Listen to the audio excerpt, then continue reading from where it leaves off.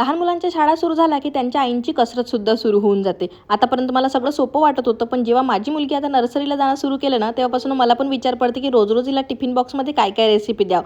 चला तर मग माझ्यासोबत तुमचा पण प्रवास सुरू करून घ्या, कारण की मी पण आता रोज रोज मस्त मस्त रेसिपी ट्राय करणार आहे आणि तुमच्यासोबत शेअर करणार आहे. तर आज आपण बनवणार आहोत हेल्दी असे पालक पनीर बाईट्स. त्यासाठी तुम्हाला पालक उकडून घ्यायचा आहे, त्यामध्ये मिरची, लसूण आणि थोडंसं अद्रक घालायचं. जर तुमच्या मुलांना मिरची कमी जास्त आवडत असेल त्यानुसार तुम्ही करू शकता.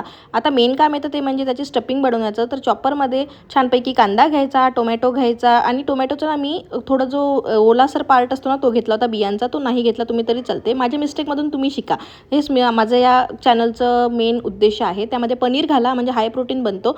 छानपैकी चॉपिंग करून घ्या आणि मग कणकीच्या पिठामध्ये किंवा मिक्स रोटीचं जे पीठ येते खूप हेल्दी असते, त्याच्यामध्ये तुम्हाला ज्याच्यात कम्फर्टेबल असेल त्याच्यामध्ये ते सगळं सारण टाकायचं, ओवा टाकायचा, मीठ टाकायचं आणि ओवाची पद्धत बघून घ्या. अशा प्रकारेच ओवा टाकायचा आहे तुम्हाला, जेणेकरून त्याचा फायदा पडतो. आणि मग जे आपण पाणी ठेवलं होतं ना पालक उकळलेलं, त्याच पाण्याने हा भिजवून घ्यायचा. ते पाणी अजिबात फेकायचं नाही. याला रेस्ट द्यायचा 10 मिनिटे. त्यानंतर छानपैकी याची मोठी अशी पोळी लाटून घ्यायची, त्याच्यावर आपण बनवलेली स्टफिंग पूर्णपणे छानपैकी पसरवून घ्यायची.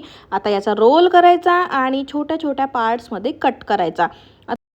ही स्टफिंग बनवताना याच्यामध्ये तुम्हाला ज्या पण वेजेस टाका वाटतात ना आणखीन, त्या पण तुम्ही टाकू शकता. कॅप्सिकम टाकू शकता, कॅरेट टाकू शकता, जे पण तुम्हाला आवडतं ते. मकईचं सीझन आहे सध्याचं चालू, तर त्या हिशोबाने मकईचे दाणेसुद्धा टाकू शकता उकडून ऑफकोर्स, कारण की पोटाला हेवी नको व्हायला. आणि पद्धत तुम्हाला स्क्रीनवर दिसतच आहे. यांना नक्की काय करायचं, तर जसे आपण रोल कट केले ना त्याच्यानंतर एक एक पार्टला असं प्रेस करायचं मिडलमध्ये, जेणेकरून पूर्ण साईडने जे आहे पालकाचा भाग येईल, म्हणजे जो आटा आपण केला होता त्याचा, आणि मदत सेंटरला जसं की स्टफिंग येईल. तर अशा प्रकारे हे तुपामध्ये छानपैकी परत परत करून तव्यावर फ्राय करून घ्यायचे. तूप आपलं होममेडच ठेवायचं, कारण की आजकाल किती भेसळ येत आहे तुम्हाला माहीतच आहे. घरगुती बनवायचं, लेकरापुरती तेवढी मेहनत करायची. आणि अशा प्रकारे मी माझ्या मुलीसाठी छान असा टिफिन रेडी केला होता. तिथं पूर्ण फिनिश करून आली होती, फक्त एक बाईट उरला होता तिचा आणि मी खूप हॅप्पी झाली. चला तर मग अशा छान छान रेसिपीसाठी फॉलो करायला विसरू नका.